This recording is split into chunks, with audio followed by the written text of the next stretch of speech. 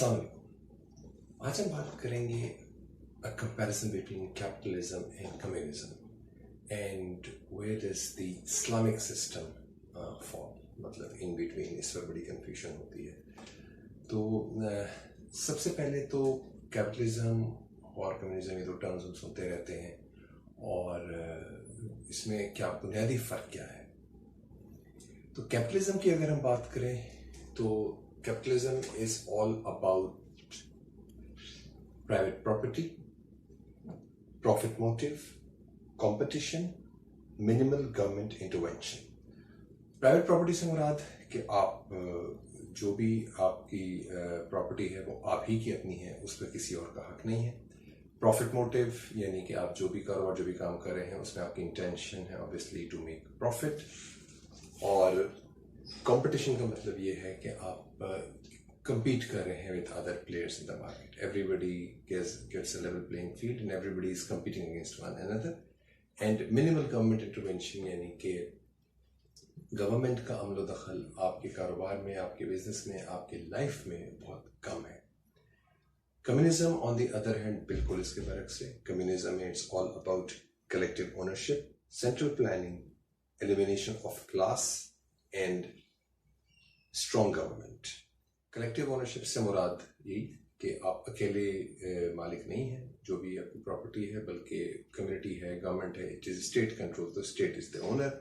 Central planning यानी कि again आप खुद, आपको हक नहीं है कि आप खुद प्लान करें अपनी लाइफ, अपना प्रोफेशन, अपना करियर, अपना बिजनेस, बल्कि ये somebody else, a big authority will plan it for you and you have to act accordingly। फिर एलिमिनेशन ऑफ क्लास। कम्युनिज्म का मकसद ही ये था कि ताकि सब लोग बराबर हैं, किसी के पास ज़्यादा या कम नहीं है, तो इससे फिर क्लास क्रिएट नहीं होती सोसाइटी में कि एक बहुत अमीर एक बहुत गरीब। That was the key purpose of communism. End of course ये सब कुछ तभी मुमकिन है जब आपके पास एक स्ट्रॉन्ग गवर्नमेंट हो, अदरवाइज ये मुमकिन नहीं है। तो अगर हम इनके मेरिट्स और डीमेरिट्स देखें तो कैपिटलिज्म जो है उसमें ऑब्वियसली जो जितना स्मार्ट है, जो जितना स्ट्रॉन्ग है, जो जितना इंटेलिजेंट है, वो उतना ही कामयाब हो सकता है, ठीक है, और होता है।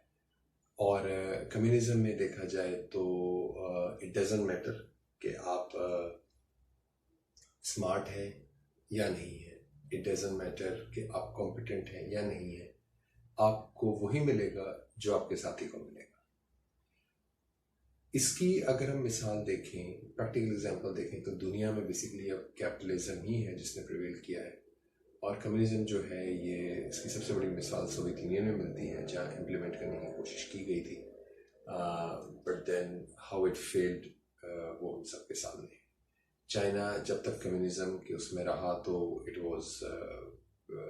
Wasn't doing good. चाइना ने on the face of it communism रख के, लेकिन अंदर कैपिटलिस्टिक टेंडेंसीज को भी उसने प्रमोट किया। हालांकि अभी भी एक चाइना को एक हाइब्रिड स्ट्रक्चर समझिए, it's not totally capitalistic economy, but still इसने कैपिटलिज्म के प्रिंसिपल्स को इसने अपनाया। और तीसरी एग्जांपल आपके पास नॉर्थ कोरिया की है, वो तो खैर it's not even worth giving, मतलब एक एग्जांपल भी नहीं है, क्योंकि वो तो सिर्फ अल्लाह ही जानता है कि वो किस किस्म का मुल्क है और कैसे वो चला रहे हैं उस मुल्क को, उसका तो कोई ना सर है ना पैर है। और फिर हमारे पास क्यूबा आ जाता है। Cuba went very well till it was supported by Soviet union, लेकिन उसके बाद क्यूबा कोलैप्स कर गया। तो अच्छा, ऑन द अदर हैंड अगर हम कैपिटलिज्म की बात करें, so north America, US, Canada, Europe, Australia, Japan, सब कैपिटलिज्म, यानी कि ऊपर मतलब साबित ये हुआ कि capitalism is good and communism is bad. Capitalism में लोगों की माशी खुशहाली होती है, कौमें तरक्की करती हैं, और कम्युनिज्म में ऐसा नहीं होता। एविडेंस यही है। और इसमें असल में कम्युनिज्म में जो कार्ल मार्क्स ने जब भी थ्योरी पेश की थी in his book Das Kapital, तो उसका मकसद ये नहीं था कि लोगों को गरीब रखे या लोगों पर टॉर्चर करे। उसका मकसद ये था कि क्लास सिस्टम ख़त्म। वो तंग आया हुआ था कि एक बहुत अमीर है और बाकी गरीब हैं, और जो अमीर है उसके लिए बाकी से गरीब काम करते हैं। तो कम्युनिज्म की जो इंटेंशन थी, जो कार्ल मार्क्स की, वो बहुत ज़बरदस्त थी कि एक क्लासलेस सिस्टम हो जहाँ पे सब बराबर है, सब इक्वल है, सब काम कर रहे हैं। प्रैक्टिकली सोवियत यूनियन ने इसकी बहुत ही भोंडे तरीके से इम्प्लीमेंट करने की कोशिश की, और इसका जो नुकसान वो ये हुआ कि जब रियासत ने जिम्मेदारी ले ली कि सब बराबर है, तो जो मेहनत कर रहा है वो भी 10 रुपए कमा रहा है, जो मेहनत नहीं कर रहा उसे भी 10 रुपए मिल रहे हैं।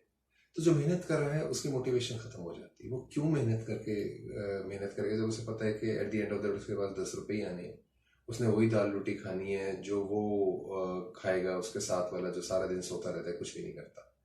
सो इस लिहाज से एक बहुत ही डीमोरलाइजिंग फैक्टर व डीमोटिवेटिंग फैक्टर हुआ उन लोगों के लिए, स्किल्ड लेबर के लिए, जहाँ पे लोगों ने कहा कि इधर तो काम करने का फायदा नहीं है। तो इस तरह कलेक्टिवली जो है सोसाइटी कोलैप्स कर गई, इकोनॉमी कोलैप्स कर गई, कि लोगों ने काम करने ही छोड़ दिया, उनके काम करने का मोटिव नहीं था। ये ह्यूमन नेचर है that when you are not rewarded according to your effort, तो आपको फिर काम करने का आपका इंटेंशन नहीं रहता। ये सबसे बड़ा जो फ्लॉ था कम्युनिज्म। फिर इसे सोवियत यूनियन ने, मतलब जिस तरह इसे इम्प्लीमेंट किया, सेंट्रल गवर्नमेंट, सख्ती, जबर, जोर, पकड़ धकड़, तो इस तरह करके कौमें नहीं बनती। और चाइना की अगर आप एग्जांपल लें, तो चाइना में भी जब चेयरमैन माओ तक हालात थे तो हालात बहुत ही ख़राब थे।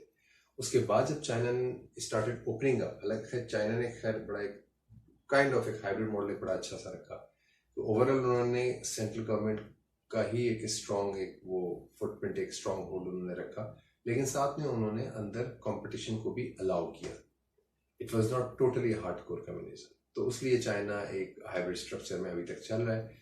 लेकिन यहाँ पे अगर आप चाइना को कंपेयर करें इंडिया के साथ, which is vibrant democracy, competition है, and people are more, I would say more educated and more open minded, तो in the long run it is India which will fare a lot better than China. क्योंकि India में एक total capitalistic economy का एक उन्होंने model लिया है, competition है, बिजनेस ग्रोथ है, काम कर रहे हैं। चाइना, बल्कि अभी एज वी स्पीक चाइना के लिए things are going down, and now China has to let go of its old habits. Any वो बात दूसरी तरफ निकल जा रही है।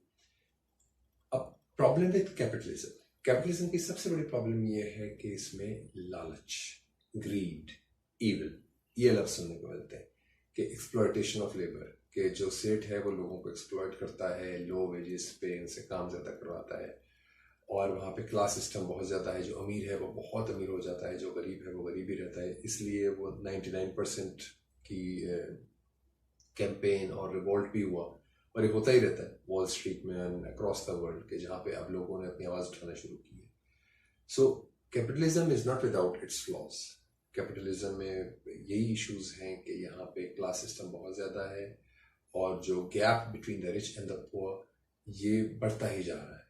एंड जहाँ जिस सोसाइटी में भी ये बढ़ता है, so that society is a ticking time bomb, कि वन डे इट एक्सप्लोड्स। जहाँ पे जो पैसा तबका होता है वो कहता है इनफ इज इनफ, और वो रिवॉल्ट करते हैं, and then it's not good. Capitalism की सबसे बड़ी प्रॉब्लम ये है। यूरोप ने इसका सोल्यूशन इस तरह निकाला है कि they have become a Naini state, कि उन्होंने एक सोशल सेफ्टी नेट दिया हुआ है कि अगर किसी शख्स की हालत बहुत ही ख़राब हो जाए तो एटलीस्ट उसका एक अनएम्प्लॉयमेंट अलाउंस, उसका मेडिकल एजुकेशन, उसके बच्चों की, वो स्टेट गारंटी करती है, ताकि एटलीस्ट वो गिर ना जाए, एक सोशल सेफ्टी नेट रहता है। लेकिन अमेरिका में ऐसा बिल्कुल भी नहीं है। अमेरिका में ये टोटली ऑन इक्वल।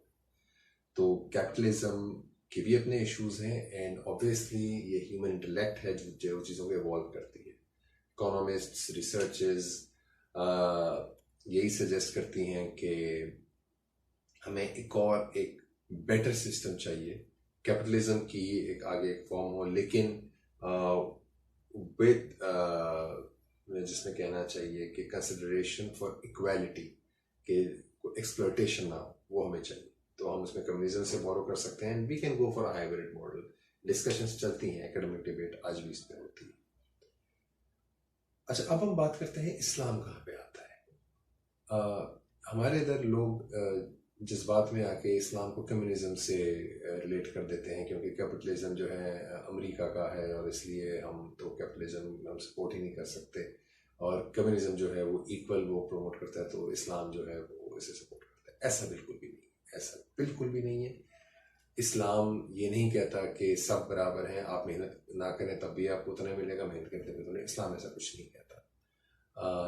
तो हमें इस्लाम जो है उसने अपना कोई इकोनॉमिक सिस्टम नहीं दिया, इस्लाम ने इकोनॉमिक प्रिंसिपल्स दिए, और उन प्रिंसिपल्स को अगर आप अप्लाई करें तो वो they can take some elements from capitalism and they would take some elements from communism, and उस पे बेस करके आप अपना सिस्टम बना सकते हैं. There is nothing in Islamic system. Islam just gives you certain principles.